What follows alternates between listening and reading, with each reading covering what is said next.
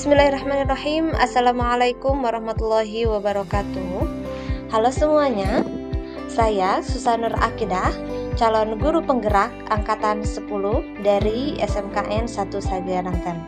Di sini saya akan mempresentasikan sekaligus berbagi praktik baik diseminasi budaya positif sekolah. Adapun langkah-langkah aksi nyata budaya positif sekolah yang saya lakukan, yaitu yang pertama, didahului dengan membuat rancangan aksi nyata. Jadi terlebih dahulu saya membuat rancangan terlebih dahulu.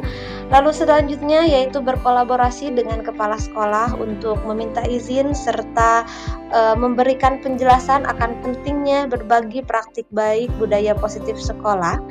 Dan setelah itu saya pun berkolaborasi dengan rekan sejawat untuk mengundang rekan-rekan sejawat dalam berbagi praktik baik budaya positif sekolah. Lalu saya pun mengadakan keyakinan kelas. Adapun daftar isi atau yang dijelaskan dalam diseminasi saya terhadap rekan-rekan saya, yaitu yang pertama adalah perubahan paradigma belajar, yaitu dengan adanya profil pelajar Pancasila. Lalu setelah itu adanya disiplin positif yang sudah seyogianya dijalankan di sekolah. Setelah itu adanya kebutuhan dasar manusia seperti kebutuhan dasar untuk bertahan hidup, membutuhkan kasih sayang dan lain sebagainya. Dan adanya posisi kontrol guru, yaitu sebagai apakah seorang guru tersebut atau kita sebagai seorang guru memposisikan diri kita sebagai penghukumkah atau pembuat merasa bersalahkah, atau sebagai temankah, atau sebagai pengontrol ataupun manajer.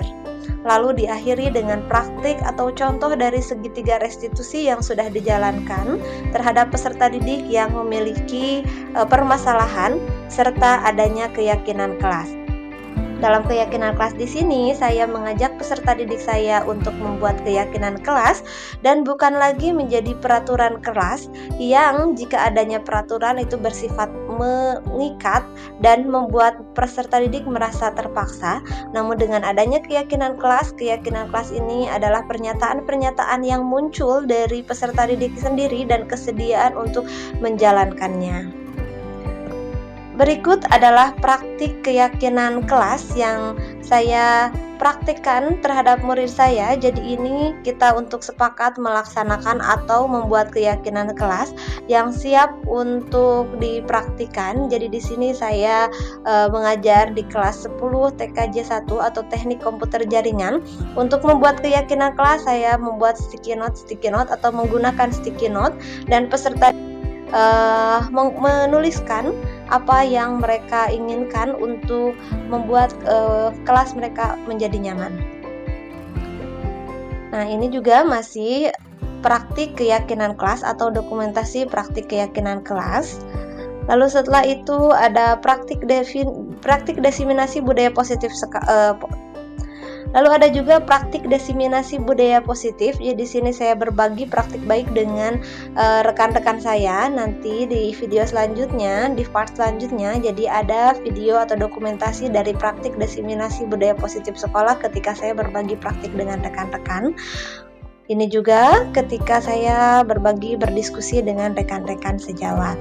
Baik, setelah ini dalam video selanjutnya adalah video praktik berbagi diseminasi budaya positif sekolah untuk rekan sejawat dan keyakinan kelas untuk peserta didik saya.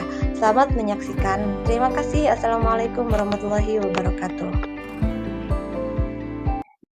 Baik, bismillahirrahmanirrahim. Assalamualaikum warahmatullahi wabarakatuh. Alhamdulillahirrahmanirrahim. Pada kesempatan kali ini kita semua masih diberikan kesehatan sehingga bisa berkumpul pada kegiatan diseminasi budaya positif sekolah. Shalawat dan salam semoga tercurahkan atas baginda alam yakni Habibana wa Nabiyana wa Maulana Muhammad sallallahu alaihi wasallam. Apa kabar Bapak Ibu? Baik.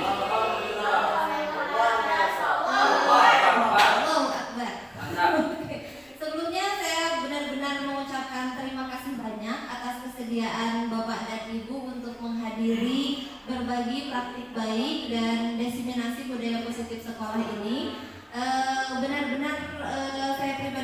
ucapkan banyak-banyak terima kasih sudah berkenan untuk meluangkan waktu untuk menghadiri kegiatan ini. Mohon mudah-mudahan kegiatan ini bermanfaat ya. Tentu saja insya Allah bermanfaat untuk kita semua. Amin.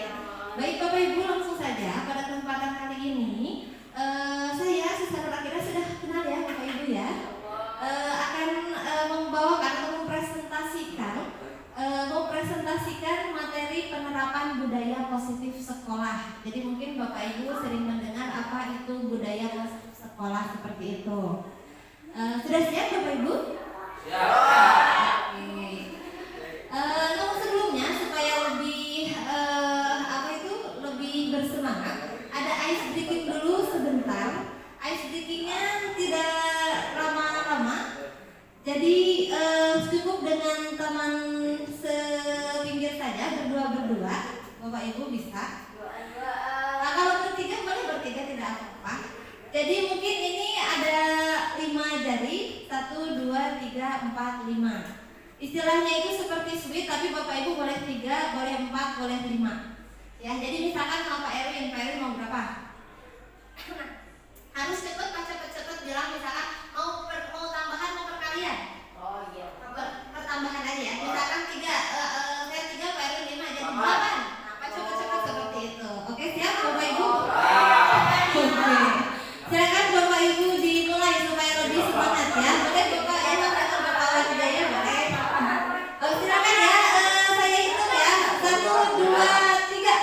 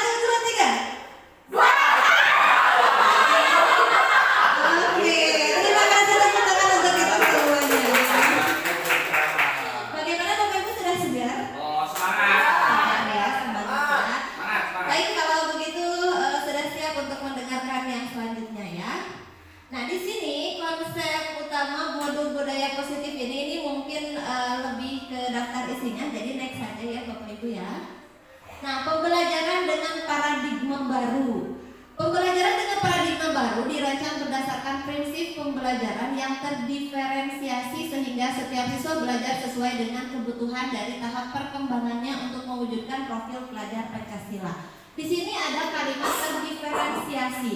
Terdiferensiasi sendiri itu berasal dari kata different yang artinya itu adalah berbeda. Jadi kita menerapkan pembelajaran yang berbeda-beda untuk siswa. Jadi disesuaikan dengan karakternya masing-masing. Tentu saja setiap siswa kita memiliki keinginan, ketertarikan, gaya belajar yang berbeda-beda. Ada siswa yang hanya bisa belajar jika dengan video saja, dengan visual saja. Ada yang dengan audio saja, ada yang dengan membaca saja. Nah, berdiferensiasi itu jadi guru memfasilitasi siswa sesuai dengan gaya keadaan atau gaya belajarnya masing-masing. Seperti itu.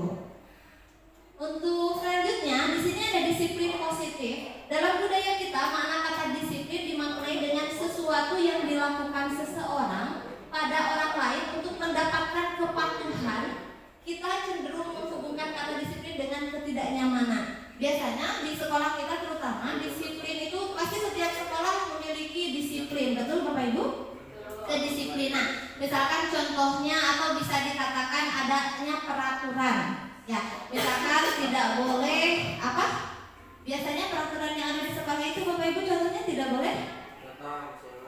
boleh datang kesiangan. Oke, atau ada lagi yang lain misalnya?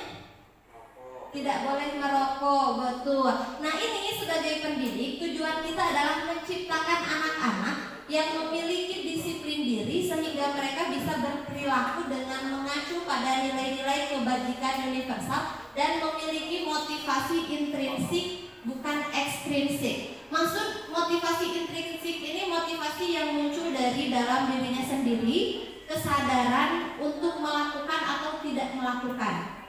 Adapun motivasi ekstrinsik itu biasanya keluar dari adanya peraturan sekolah sehingga dia merasa terpaksa atau ada dorongan dari luar. Biasanya yang seperti itu siswa dalam jangka untuk melakukannya itu hanya sementara saja atau tidak dengan jangka waktu yang lama seperti itu. Lalu untuk yang selanjutnya, nah di sini ada kebutuhan dasar manusia, Bapak Ibu. Jadi kita sebagai seorang guru harus memahami adanya kebutuhan dasar manusia. Yang pertama bertahan hidup, tentu kita bertahan hidup dengan menggunakan apa? Makan, minum, itu adalah kebutuhan pokok kita. Dan yang selanjutnya ini juga tidak kalah pentingnya, yaitu adanya kasih sayang dan rasa terima. Kasih sayangnya Bapak Ibu tuh sangat penting sekali kan, biar dunia ini tidak terasa hambar gitu ya. Pokoknya kalau kekurangan kasih sayang kayak hambar gitu ya. Jadi kita harus terpenuhi, walaupun kasih sayang itu tidak hanya dari pasangan atau apa, bisa dari sama keliling, kan? Adanya keluarga, orang tua, teman, sahabat yang mencintai kita itu bisa membuat semangat kita, betul Bapak Ibu? Adanya penguasaan. Di sini penguasaan di sini bisa jadi penguasaan atas diri kita sendiri. Kita memiliki kekuasaan untuk memutuskan, untuk merdeka, untuk memilih. Jadi tidak hanya misalkan, oh saya di sini sebagai ketua apa, sebagai apa, tidak, atau sebagai pemimpin di mana, itu tidak. Tapi bisa jadi untuk dirinya sendiri. Ada juga kebebasan, tentu saja bisa bebas memilih. Adanya kesenangan, ini juga kesenangan yang menuju ke kebahagiaan seperti itu. Untuk yang selanjutnya, ini ada motivasi perilaku manusia. Nah, untuk melakukan sesuatu, tentu saja sampai hal terkecil pun pasti adanya motivasi. Motivasi ini misalkan kenapa orang makan, motivasinya kenapa seseorang makan, karena apa? Kenapa siswa datang ke sekolah tepat waktu? Karena, nah ini pasti ada motivasinya tersendiri. Yang pertama, menghindari ketidaknyamanan dan hukuman. Nah, kita memposisikan, kita harus memahami siswa itu ketika menjalankan peraturan itu motivasinya apa? Apakah karena menghindari ketidaknyamanan atau hukuman? Yaitu murid melakukan disiplin diri karena ia takut dihukum. Jadi takut kalau kita mungkin adanya yang mengontrol itu ada pihak kesiswaan, apakah takut karena dipegat oleh pihak kesiswaan seperti itu ya, dipegat, pada disiplin dipegat ya, apa tuh namanya ya, apakah karena seperti itu atau takut dihukum, takut bagaimana, ataukah mendapatkan imbalan atau penghargaan dari orang lain. Misalkan kamu kalau nanti nggak datang terlambat, kalau tepat waktu nanti dijajanin teh mochi ya, seperti itu. Jadi apakah seperti itu anak-anak itu, atau misalkan nanti kalau misalkan masuk pelajaran itu mungkin ibu karena nilainya jadi 100 misalkan. Nah, apakah ada imbalan seperti itu, ataukah menghargai nilai-nilai kebajikan dari diri sendiri? Murid melakukan disiplin diri karena sadar akan nilai kebajikannya. Jadi sudah seyogianya kita menjadikan atau mendorong siswa itu ketika menjalankan peraturan itu yang berdasarkan dari motivasi karena kebajikan yang berada dalam diri sendiri atau dari unsur intrinsiknya seperti itu. Ya Bapak Ibu. Untuk yang selanjutnya, ini ada motivasi perilaku manusia. Nah, untuk melakukan sesuatu, tentu saja sampai hal terkecil pun pasti adanya motivasi. Motivasi ini misalkan kenapa orang makan, motivasinya kenapa seseorang makan, karena apa? Kenapa siswa datang ke sekolah tepat waktu, karena, nah ini pasti ada motivasinya tersendiri. Yang pertama, menghindari ketidaknyamanan dan hukuman. Nah, kita memposisikan, kita harus memahami siswa itu ketika menjalankan peraturan itu motivasinya apa? Apakah karena menghindari ketidaknyamanan atau hukuman?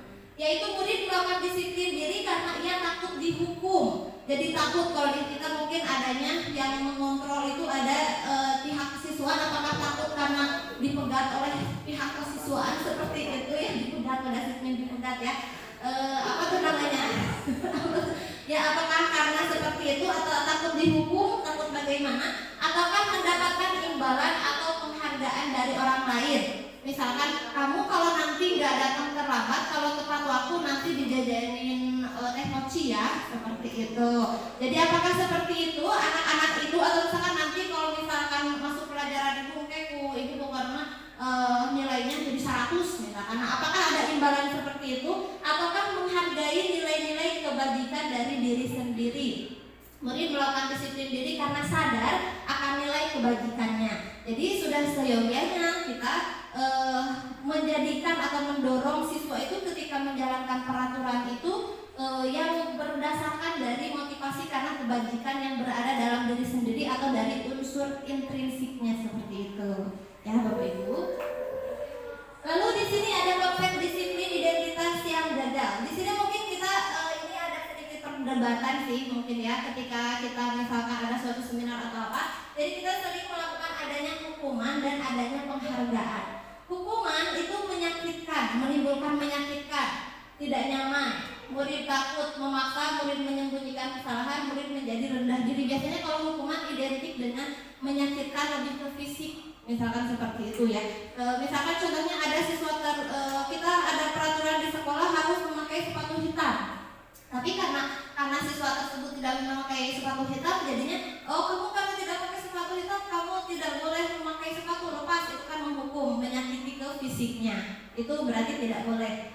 Penghargaan ini juga penghargaan sebenarnya tidak efektif gitu, karena bisa merusak hubungan atau merusak hubungan antar teman sehingga teman menjadi iri. Ada juga mematikan kreativitas, menghukum dengan sistem ranking, merampas hak menghargai dirinya sendiri. Jadi untuk penghargaan, kenapa itu tidak baik? Karena ketika seorang guru berhenti memberikan penghargaan, otomatis murid tersebut akan berhenti melakukannya karena tidak adanya lagi imbalan.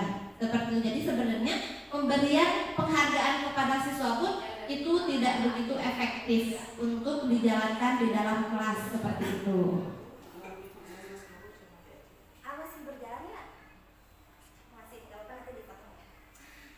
Oke, Bapak Ibu, seperti itu. Untuk selanjutnya, adanya konsekuensi. Jadi tadi konsep disiplin identitas, ini adanya konsekuensi. Kalau konsekuensi ini, kalau tadi tidak boleh hukuman dan hukuman dan penghargaan. Kalau ini mungkin bisa dijalankan oleh Bapak Ibu ya, oleh kita semua. Yang pertama, penguatan jangka pendek, perlu monitoring berkelanjutan, stimulus respon, murid menghormati peraturan dan waktu untuk merenungi kesalahan, seperti itu. Jadi kalau konsekuensi lebih ke kita mengadakan kesepakatan dengan siswa. Jadi kalau misalkan kamu seperti itu, dia sudah tahu konsekuensi apa yang akan diterimanya. Lalu ini yang paling tepatnya Bapak Ibu, ada istilah restitusi. Restitusi itu apa? Murid bertanggung jawab untuk perilakunya jika kita melakukan tindakan restitusi kepada siswa. Fokus pada pemecahan masalah jangka panjang, murid menghormati dirinya dan orang lain, teori kontrol, murid bersemangat memperbaiki kesalahan. Untuk lebih lanjutnya nanti akan saya jelaskan kembali. Nah, ini di sini untuk restitusi, pengertian restitusi. Jadi Bapak Ibu, restitusi itu apa? Restitusi adalah proses menciptakan kondisi bagi murid untuk memperbaiki kesalahan mereka sehingga mereka bisa kembali pada kelompok mereka dengan karakter yang lebih kuat. Jadi ketika kita menemukan siswa bermasalah, kita bisa menggunakan metode restitusi. Nah, ciri-ciri restitusi bukan menebus kesalahan, memperbaiki hubungan, tawaran bukan paksaan. Jadi ketika kita menawarkan solusi dan itu sifatnya bukan memaksa, bersifat menuntun, mencari kebutuhan dasar. Sebenarnya dia ini kenapa berbuat seperti ini, akarnya kenapa, kita mencari kebutuhannya apa. Oh, mungkin dia seperti ini karena memang berdasar dari lingkungannya, seperti itu. Ada fokus pada karakter dan menguatkan, dan fokus pada solusi. Itu adalah ciri dari pemahaman atau ketika kita melakukan restitusi. Memperbaiki kesalahan mereka sehingga mereka bisa kembali pada kelompok mereka dengan karakter yang lebih kuat. Jadi ketika kita menemukan siswa bermasalah, kita bisa menggunakan metode restitusi. Nah, ciri-ciri restitusi bukan menebus kesalahan, memperbaiki hubungan, tawaran bukan paksaan. Jadi ketika kita menawarkan solusi dan itu sifatnya bukan memaksa, bersifat menuntun, mencari kebutuhan dasar. Sebenarnya dia ini kenapa berbuat seperti ini, akarnya kenapa, kita mencari kebutuhannya apa. Oh mungkin dia seperti ini karena memang berdasar dari lingkungannya seperti itu. Ada fokus pada karakter dan menguatkan, dan fokus pada solusi. Itu adalah ciri dari pemahaman atau ketika kita melakukan restitusi seperti itu. Nah, perbedaannya, oh ini ya, contoh kasus siswa sering tidak mengerjakan PR, jadi ini lebih ke kasusnya ya. Contoh misalkan kita ada memiliki siswa yang sering tidak mengerjakan PR. Nah, ketika kita menghukum, guru menghukum siswa tersebut hormat bendera selama 10 menit. Ayo, karena kamu gak mengerjakan PR, kamu berdiri depan bendera hormat selama 10 menit. Berarti itu termasuk apa Bapak Ibu? Termasuk hukuman ya, karena bersikap menyakiti ya. Nah, pegel, cangkel, dia malu gitu kan, itu tentu saja akan memberikan trauma kepada diri siswanya mengerjakan PR. Nah, ketika kita menghukum, guru menghukum siswa tersebut hormat bendera selama 10 menit. Ayo, karena kamu gak mengerjakan PR, kamu berdiri depan bendera hormat selama 10 menit. Berarti itu termasuk apa Bapak Ibu? Termasuk hukuman ya, karena bersikap menyakiti ya. Nah, pegel, cangkel, dia malu gitu kan, itu tentu saja akan memberikan trauma kepada diri siswanya sendiri, dan itu tidak baik. Bisa jadi untuk masa depannya pun teringat, jadi ada sifat trauma kalau hukuman seperti itu. Konsekuensi, guru memberikan konsekuensi untuk mengerjakan PR-nya saat istirahat atau dikerjakan sebanyak 3 kali lipat. Adapun restitusi, guru menanyakan keyakinan kelas dan membantu siswa menyelesaikan masalah. Guru terbuka pada siswa dan menghormati dirinya dan orang lain. Mungkin lebih lanjut akan dijelaskan kembali. Nah, ini ada 5 posisi kontrol. Jadi ada kita sebagai guru, kita ada di posisi yang mana? Apakah kita sebagai penghukumkah? Atau sebagai pembuat rasa bersalahkah? Atau kita menempatkan diri kita sebagai temankah? Atau pemantau? Atau manajer?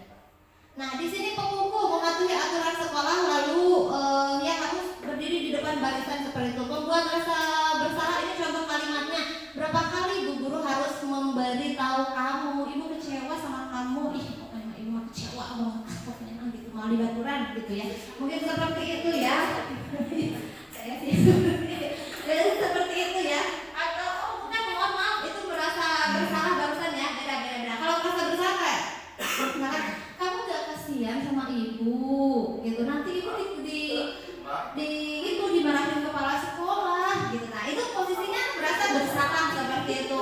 Coba kalian apa sih namanya kalimatnya itu, coba kalian ada di posisi Ibu, coba gitu kan. Jadi membuat siswa merasa bersalah seperti itu. Nah, kalau teman misalkan contohnya Bapak Ibu apa sih kalimatnya itu, ayolah yang tertib, pokoknya buat Ibu bangga, buat Ibu senang gitu. Itu kan kayak ketemuan gitu ya. Itu berlebihannya, itu kayak kalau gak ikhlas itu, dan seperti itu ya.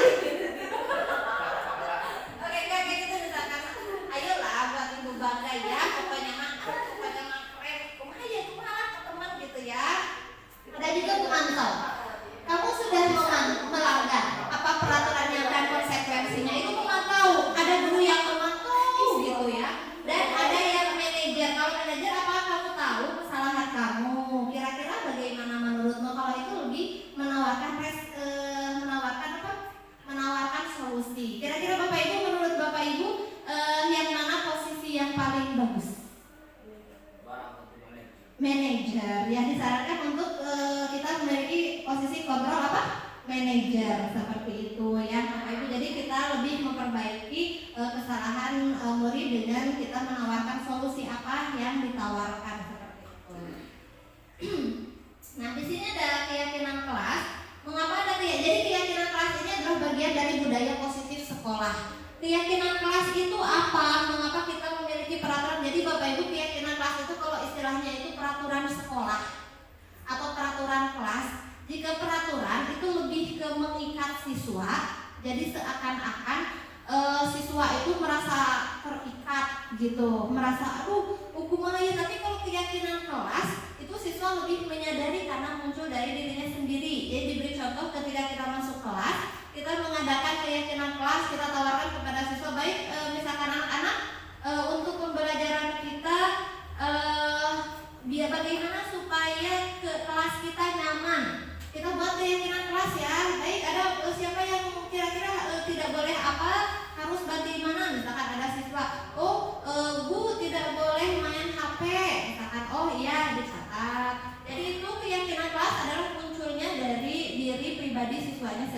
seperti itu. Jadi sifatnya itu tidak mengikat ya Bapak Ibu. Oke, nah di sini bagaimana pembentukan keyakinan kelas itu lebih abstrak berupa pernyataan universal dibuat dalam bentuk positif. Jadi tidak ada kata dilarang membuang sampah sembarangan. Jadi lebih ke pernyataannya itu lebih halus, kayak misalkan tidak boleh membuang sampah. Jadi konotasinya kalau keyakinan kelas itu lebih halus seperti itu ya. Dan mudah diingat. Nah ini kembali lagi ke segitiga restitusi. Jadi tadi kan diberitahu ya bahwa maksudnya bukan diberitahu, mohon maaf Pak Ibu, sudah dijelaskan bahwa untuk menyelesaikan masalah kepada siswa itu kita menawarkan dengan restitusi, istilahnya itu. Restitusi itu tadi dari yang pertama ada 3, ini namanya segitiga restitusi. Yang pertama menstabilkan identitas. Menstabilkan identitas itu maksudnya bagaimana? Jadi tadi misalkan contohnya ada siswa yang jarang mengerjakan PR. Yang pertama ketika siswa duduk tentu saja kita menanyakan kabarnya, sehat, sudah makan, oh ya kalau makan nanti makan dulu ya, gitu. Gak mungkin kan dijajanin, gitu, enggak ya? Enggak ya?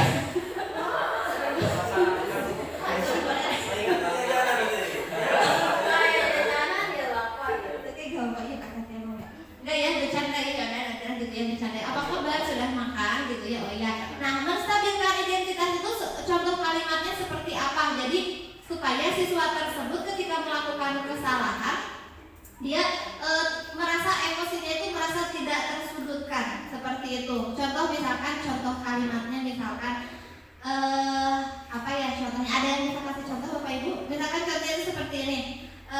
Apa yang kamu lakukan itu manusiawi.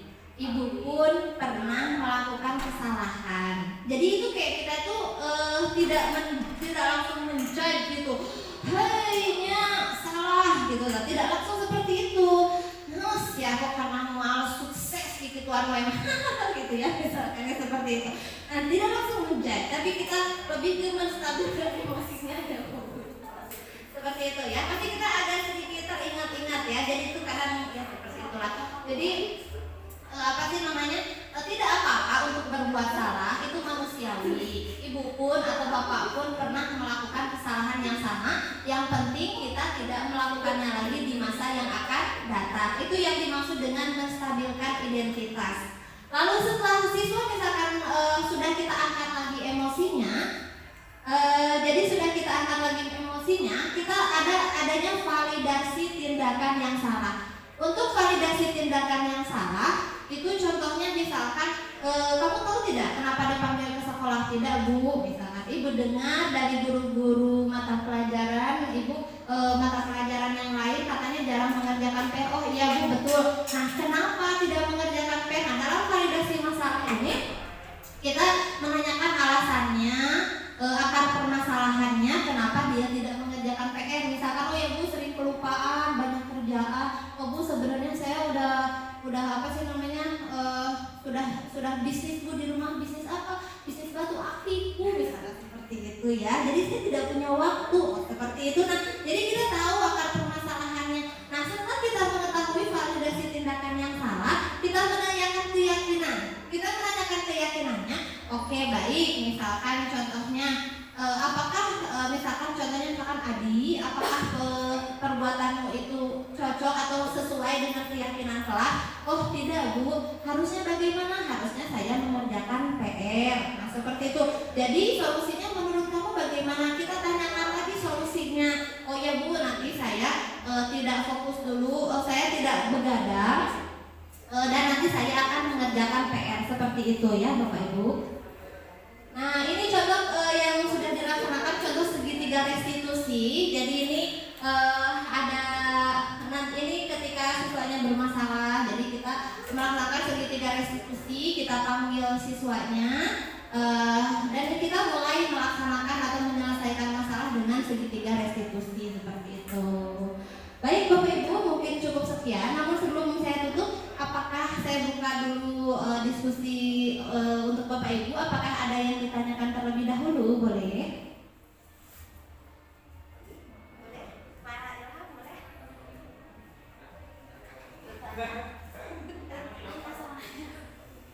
Assalamualaikum warahmatullahi wabarakatuh. Terima kasih atas ilmunya, Pak Bu Susan. Ada pertanyaan dari saya. Ibu maaf, apa bedanya hukuman dengan konsekuensi? Coba bedakan. Terima kasih. Baik, terima kasih Pak Ilham, pertanyaan yang bagus. Jadi apa bedanya hukuman dan konsekuensi? Hukuman itu bersifat menyakiti dan membuat trauma. Misalkan contohnya, ayo kamu, pokoknya dia lebih bersifat menyakiti, push up gitu kan. Tapi kalau push up dipakai untuk pelajaran PJOK mah tidak apa-apa sebenarnya, karena itu lebih ke supaya badannya sehat gitu, sesuai dengan pelajarannya, dengan mata pelajarannya. Tapi kalau misalkan, oh iya kamu gak pakai sepatu, jangan, berarti sekarang kamu nyeker, misalkan nyeker men gitu kan. Itu mah yang lebih menyakiti ke fisiknya seperti itu ya. Nah kalau konsekuensi itu bersifat apa sih namanya ya, tidak menyakiti fisik. Jadi dia sudah tahu konsekuensinya seperti apa, dan kita pun ketika membuat keyakinannya itu tentu saja berawal dari keyakinannya. Kita tidak memberikan sesuatu yang bersifat menghukum, menyakiti dirinya atau fisiknya, karena kalau hukuman itu lebih trauma gitu ya. Pokoknya trauma gitu ya kalau lebih ke hukuman. Mungkin Bapak Ibu ada yang ditambahkan terlebih dahulu?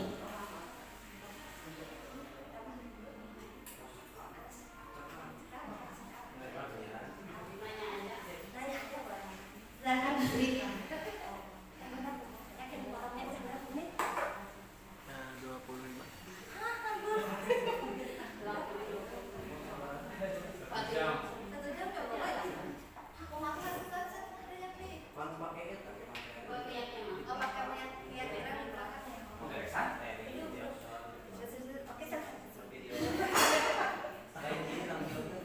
Terima kasih Bu Susan atas materinya. Dari sekian materi yang sudah disampaikan, mulai dari hukuman, konsekuensi, segitiga restitusi, budaya positif, saya lebih tertarik ke segitiga restitusi ya. Jadi untuk segitiga restitusi itu memang kita mengajak siswa untuk mengenali kesalahannya, kemudian nanti setelah itu dia menyadari kesalahannya dan memperbaiki kesalahannya dari dirinya sendiri. Nah, yang saya ingin tanyakan, untuk segitiga restitusi ini bisa tidak diterapkan kepada siswa yang kalau di kelas mungkin ini bisa ya, tapi kalau misalkan siswa dengan kasus yang berat seperti misalnya seperti kasus tawuran atau misalkan obat atau misalkan miras atau sebagainya, siswa misalkan ini ya, bisa tidak penerapan segitiga restitusi ini diterapkan. Selain dari hukuman atau konsekuensi, katanya kan tadi kalau hukuman itu bisa menyakiti dirinya sendiri, kita pakai segitiga restitusi. Tapi kalau misalkan kasusnya lebih tinggi, lebih besar, jadi tidak di kelas saja tapi udah mencapai ke sekolah di bidang kesiswaan mungkin seperti itu, bisa tidak segitiga restitusi ini diterapkan? Terima kasih Bu Susan. Assalamualaikum warahmatullahi wabarakatuh. Baik, Waalaikumsalam warahmatullahi wabarakatuh. Terima kasih Putri, Masya Allah, pertanyaan yang sangat luar biasa dan penuh realita yang ada ya. Barangkali Bapak Ibu ada yang mau membantu menjawab terlebih dahulu.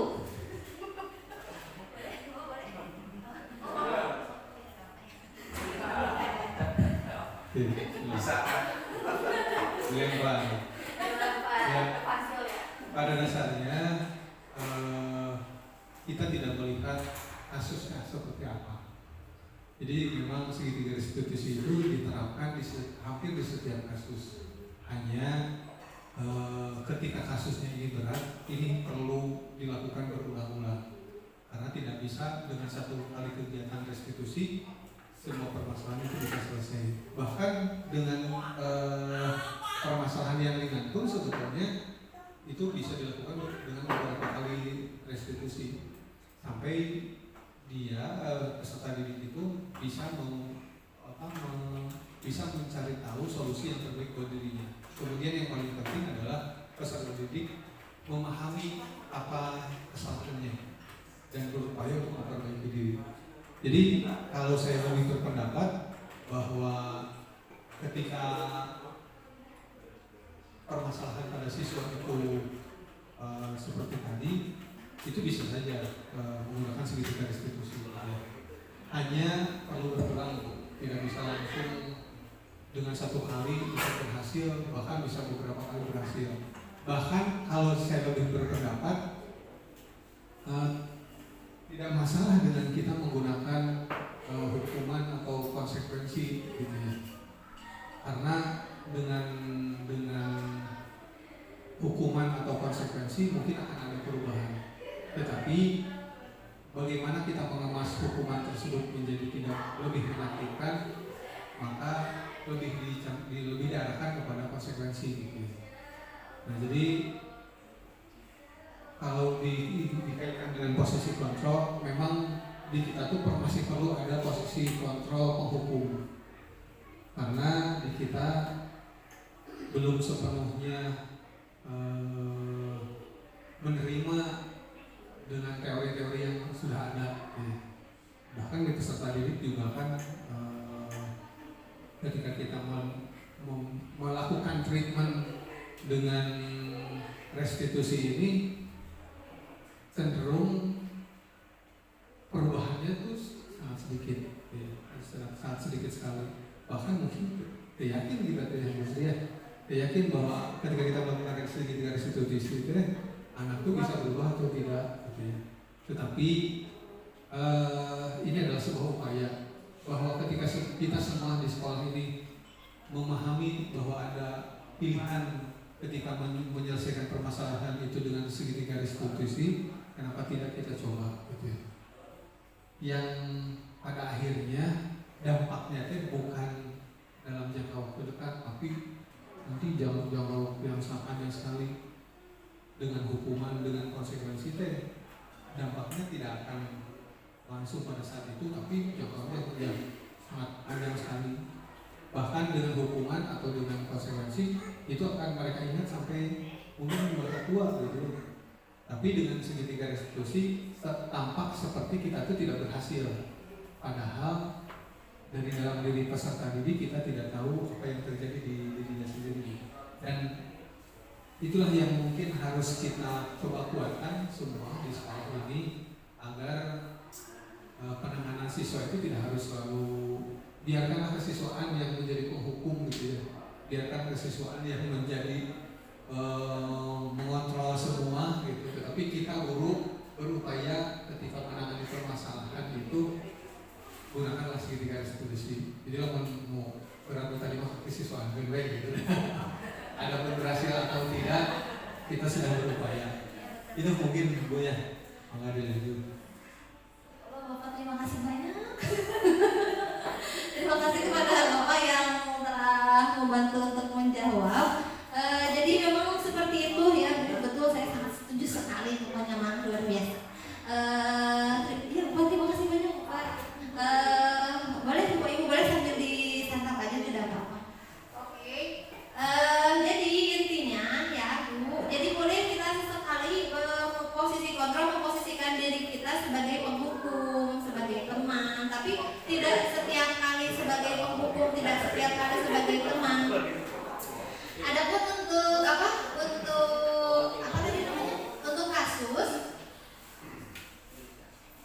Adapun untuk kasus itu tidak tergantung pada kasusnya seberat apapun kasusnya. Jadi sebenarnya kita bisa melakukan ke semua kasus segitiga restitusi tersebut, tapi tentunya tidak bisa dengan sekali cas control seperti sambal enggak ada ya enggak ya.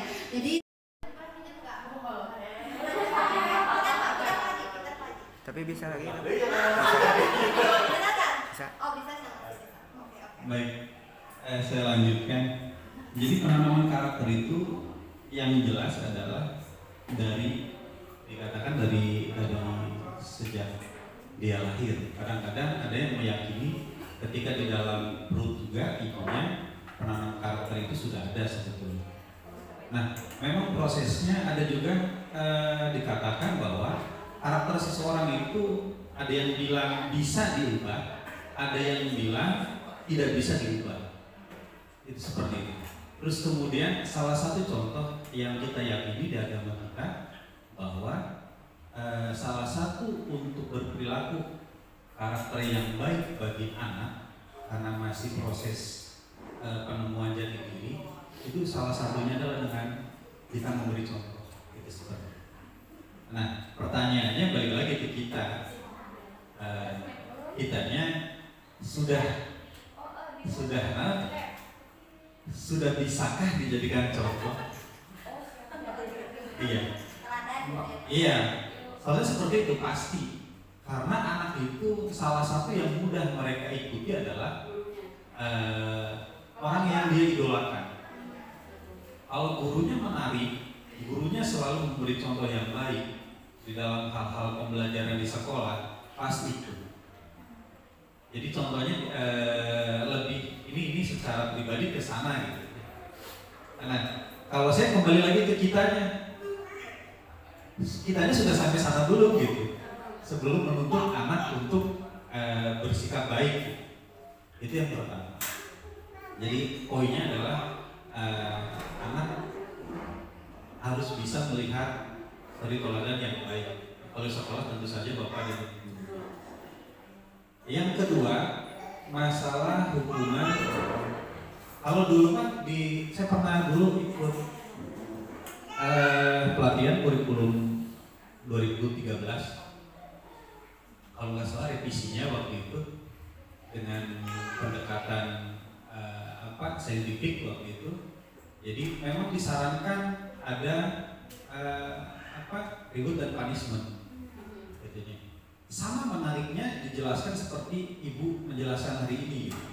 Bagi saya gitu, yang saya terima dulu, oh iya betul seperti yang saya terima sebetulnya dari itu tadi, oh betul seperti ini. Dan memang ketika pun diterapkan atau di sekolah, kalau kita merujuk sebetulnya Bu, ini yang saya ketahui kalimat hukuman gitu ya, bukan kalimat kata hukum itu sebetulnya memiliki arti yang berbeda-beda gitu ya. Sepanjang pengetahuan saya, ada yang mengartikan hukuman itu yang tadi Ibu jelaskan bahwa memang ada konsekuensi fisik, tapi ada juga yang mengartikan hukuman itu adalah tatanan atau boleh dikatakan rambu-rambu gitu ya, supaya anak tidak melakukan hal yang tidak diinginkan tadi. Sebetulnya makanya tadi Pak mengatakan boleh hukuman, tapi tanda kutip kan ya.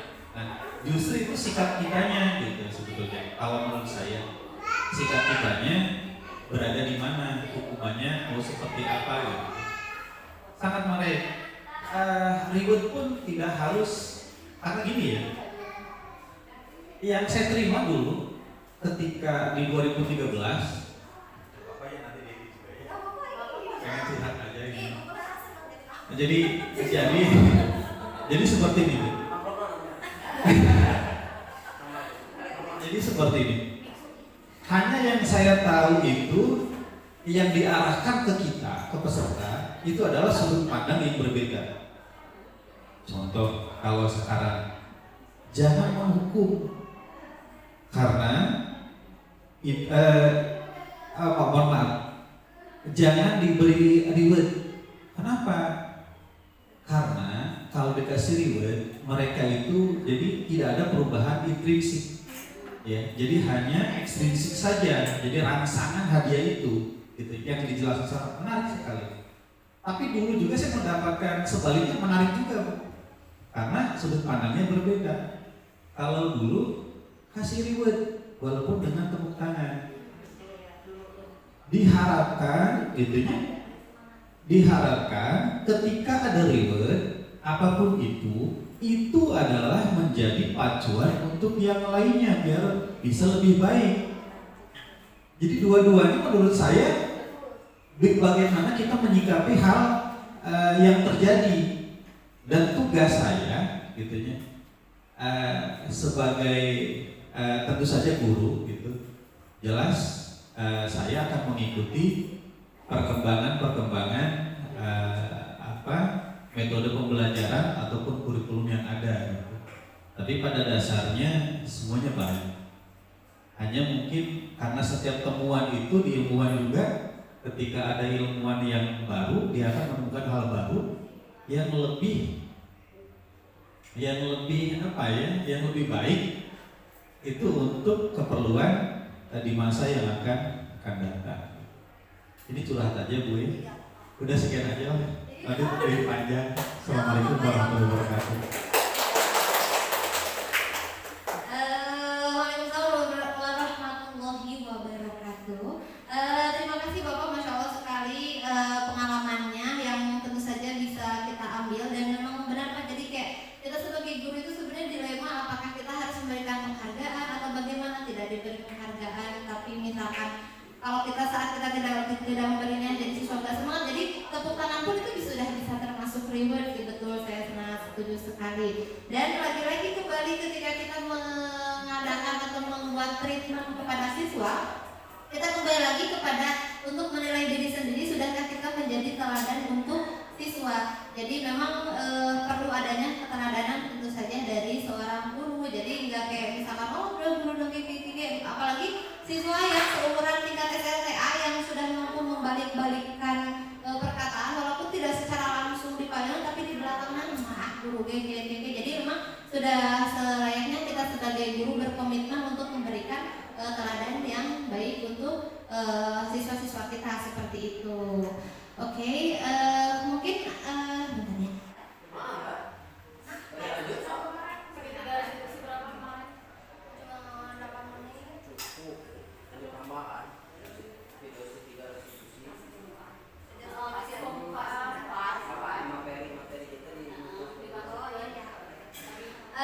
Baik Bapak Ibu, mungkin sudah saja dari saya, cukup sekian. Terima kasih atas waktu dan kesempatannya, semoga bermanfaat. Mohon maaf bila terdapat banyak kesalahan, karena manusia tidak luput dari salah dan dosa. Allah takbir. Oke Bapak Ibu, terima kasih, semoga bermanfaat dan terima kasih. Mudah-mudahan pokoknya kesediaan Bapak Ibu menjadi amal jariah, menjadi pahala oleh Allah Subhanahu wa taala ya. Bagaimana Pak Ustadz, barang siapa mempermudah urusan orang ya, gaya bercanda ya. Oke, terima kasih Bapak Ibu, terima kasih. Wassalamualaikum warahmatullahi wabarakatuh.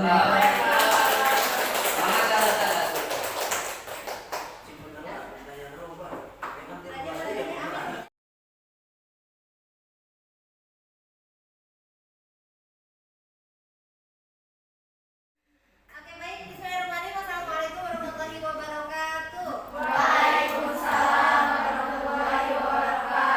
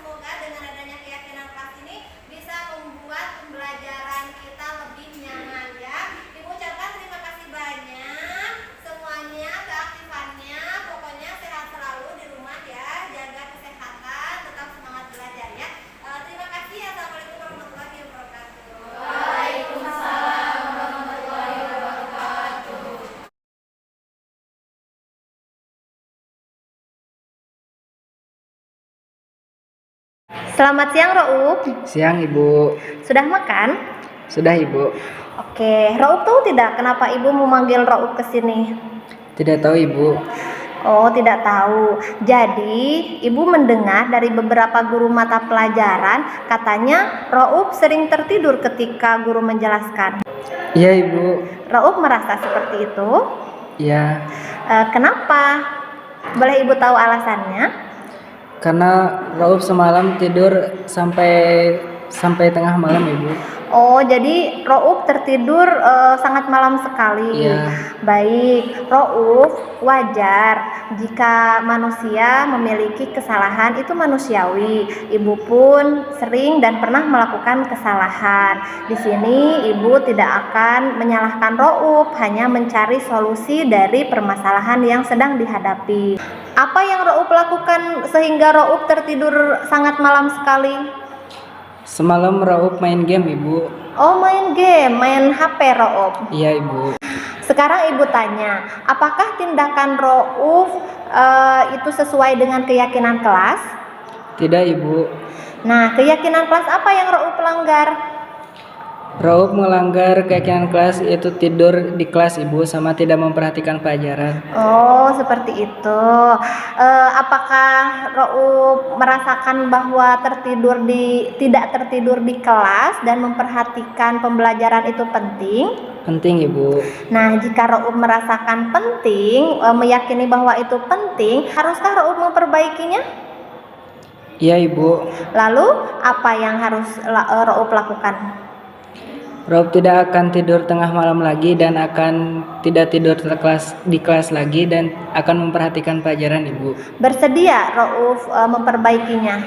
Bersedia, Ibu. Baik, kalau seperti itu, lain kali mudah-mudahan Rauf lebih mampu dan lebih bisa memanage waktu, tidak tertidur hingga larut malam, dan tidak tertidur lagi di kelas, memperhatikan semua pembelajaran yang guru berikan. Ya, Ibu. Baik, terima kasih Rauf, boleh beristirahat kembali. Ya.